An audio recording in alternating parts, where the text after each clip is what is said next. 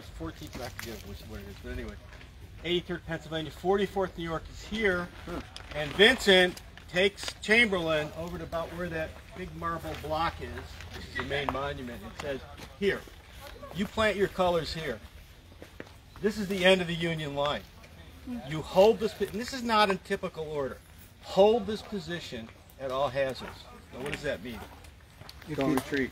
If you never retreat. You can't. If you're the last guy there, Yeah. you fight till you're dead.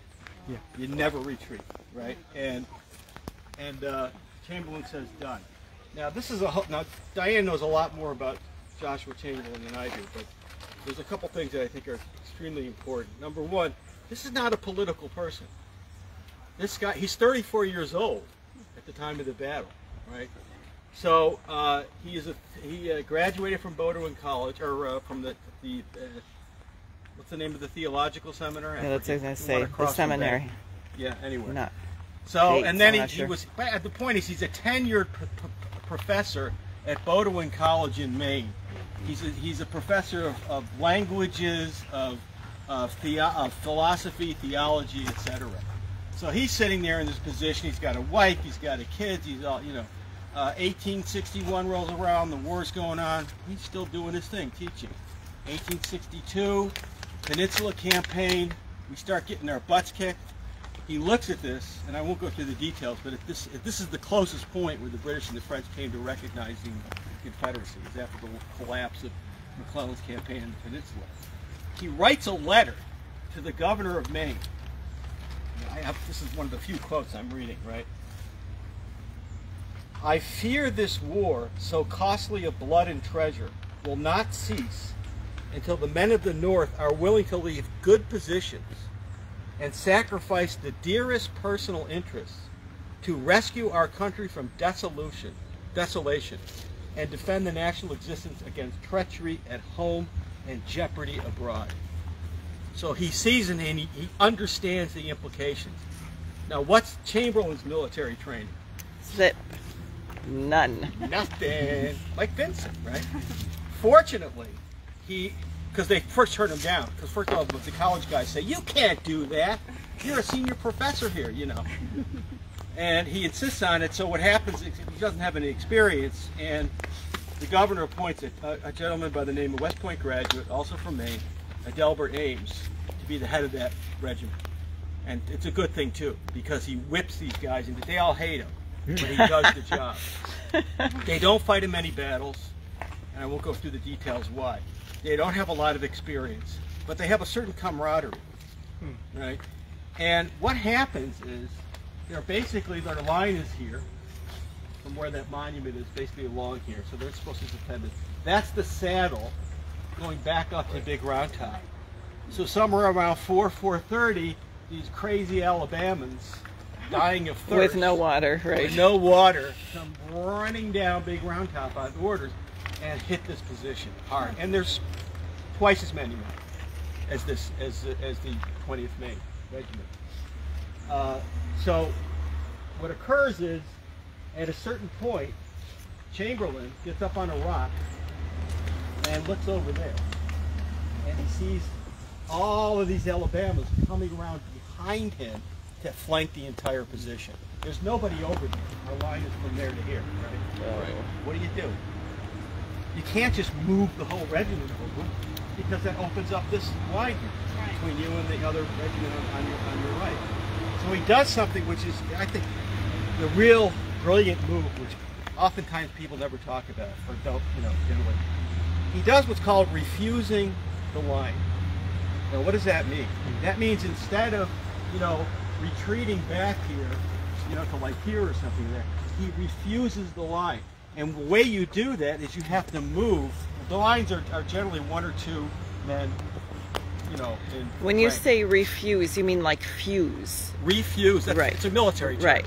Yeah. Right. It means instead of retreating when you're outflanked, right, you turn your line in such a way where you meet the enemy. Right. Instead of retreating to another position. As in fusing together, not right. rejecting. Yeah. Right. Right. So what they do, and the way that people describe this later, was like a organism moving in synchronous motion, like a chorus. I say that. Now, Chamberlain was a choral conductor. And what happens is the guys behind start moving to the left, while the guys here continue the fire. And they do this so effectively. Remember, this is the middle of, musket fire, people dropping left and right. They do this so effectively, by the time the Alabamians get up to that position, there's an entire line there that hits them, and they never, Oates says, we couldn't believe it. How did they get there? What, did they fall out of heaven? Right? So at this point, the line of the 20th Maine is this. Right. So that's the right end of the line where that little marker is. The left end of the line is right here. They're almost behind each other.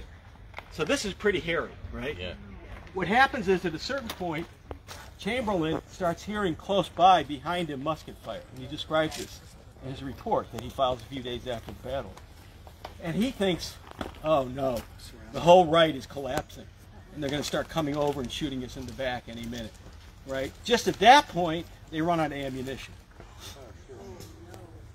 Now what do you do, right? And the way he describes it in his report that he initially filed, I think is the best thing for people to read, and I'll provide it for anybody that does. He says, I ordered the bayonet, and that could have meant to the captain next to him, and the order went like wildfire down the ranks. He didn't even have to give an order.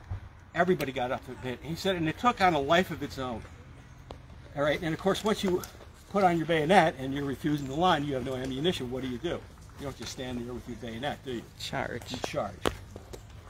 So they charge down this side, and then they're charging down this side. So it looks like, from the Confederate standpoint, they're getting surrounded with these wild maniacs with these bayonets.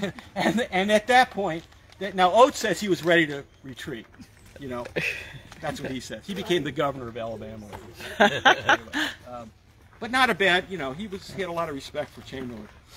But so they just panic, and they turn around and they run. Some of them run all the way back up to the top of Round Top, right? And that saves the left wing of the line and of the entire army. And remind you, in conjunction with what's going on over there. So between Vincent, who creates the line, and then what Chamberlain does here, that saves the day. Because what the Confederates are doing all the way down on the Union right at Cemetery Hill is not at all effective. And that's mainly because of a gentleman by the name of General George S. Greene, another West Point engineer, who's outnumbered 5 to 6 to 1, but it's a high ground he's defending. And he's an engineer, so he's an absolute expert at creating defensive positions. And he holds that. That battle goes to 10 o'clock at night, and he holds on the 2nd. Wow. So by 10, 11 o'clock, they lost. I mean, the Confederates lose the day. They are not able, and Longstreet was right. They have high ground that they're trying to attack, and of course it's because of the initiative of a couple people, right, that change history. Well,